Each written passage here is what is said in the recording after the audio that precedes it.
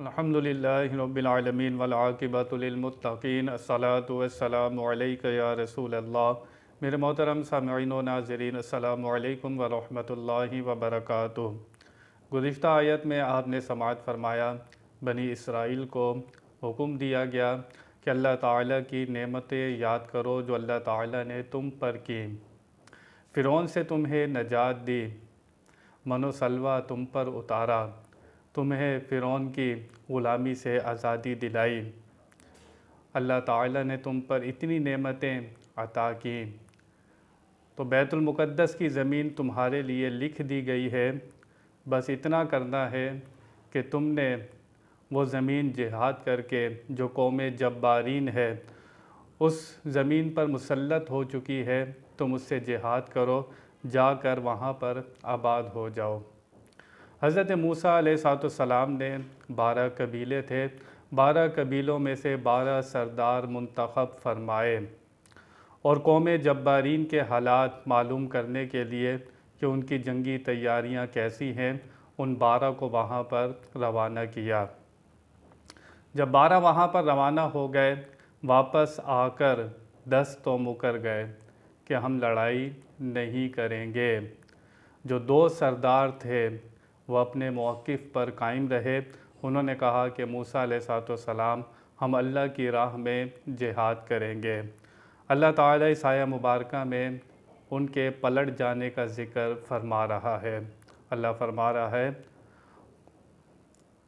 قالوا یا موسیٰ ان فیہا قوما جبارین، انہوں نے کہا اے موسیٰ بے شک اس سرزمین میں بڑی زبردست قوم ہے۔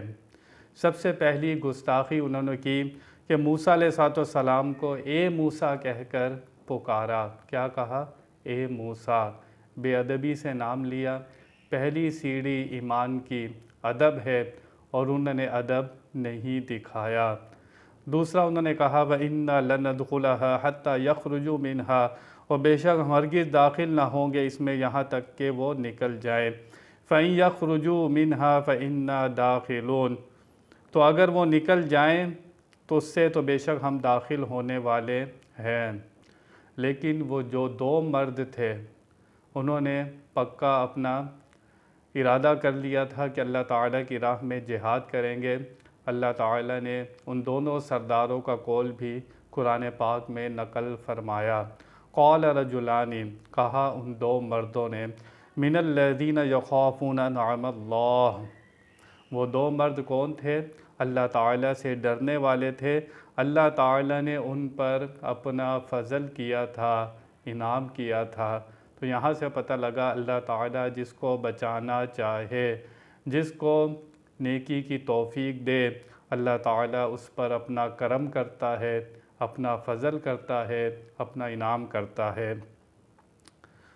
ادخلوا علیہم الباب، کہا تم داخل ہو جاؤ ان پر دروازے سے۔ یہ ان 2 مردوں نے کہا تھا جو 10 کے 10 انکار کر رہے تھے، ان کی قوم انکار کر رہی تھی۔ ان 2 مردوں نے کہا، یہ 2 سردار تھے، کہ ان پر دروازے سے داخل ہو جاؤ۔ فَإِذَا دَخَلْتُمُوهُ فَإِنَّكُمْ غَالِبُونَ، تو جب تم داخل ہو جاؤ گے اس میں تو بے شک تم غالب آنے والے ہوگے۔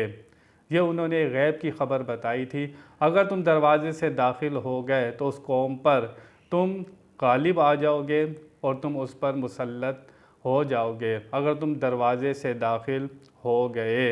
وَعَلَى اللَّهِ فَتَوَكَّلُوا إِن كُنتُم مُؤْمِنِينَ، اور اللہ پر تو بھروسہ کرو اگر تم ہو ایمان والے۔ ایمان والوں کو اللہ تعالیٰ پر ہی بھروسہ چاہیے۔ نبی کریم صلی اللہ تعالیٰ علیہ وسلم کو بنی اسرائیل کے واقعات یاد دلائے جا رہے ہیں، کیونکہ اہل کتاب آپ کے سامنے تھے۔ وہ جو حرکتیں موسیٰ علیہ السلام کے ساتھ کر چکے تھے تاکہ حضور اکرم صلی اللہ تعالیٰ علیہ وسلم کو کوئی غم نہ ہو کہ ان کے بڑوں نے بھی ایسا کیا تھا، وعدے کرتے تھے، مکر جاتے تھے، جہاد نہیں کرتے تھے، اللہ کی راہ میں لڑتے نہیں تھے، بہت ساری خرابیاں ان کے بڑوں میں تھیں جو آپ کے سامنے ہیں۔ آپ ان کے حالات دیکھ کر ان پر غم نہ کریں، یہ ان کا پرانا طریقہ ہے۔ جو ڈھیٹ ہو، ہر درم ہو، اس پر کوئی نصیحت اثر نہیں کرتی۔ اللہ تعالی ہمیں دین کو سمجھنے کی توفیق عطا فرمائے۔ بیان میں کوئی غلطی ہوئی اللہ کی بارگاہ میں توبہ کرتا ہوں۔ وآخر دعوانا ان الحمد للہ رب العالمین۔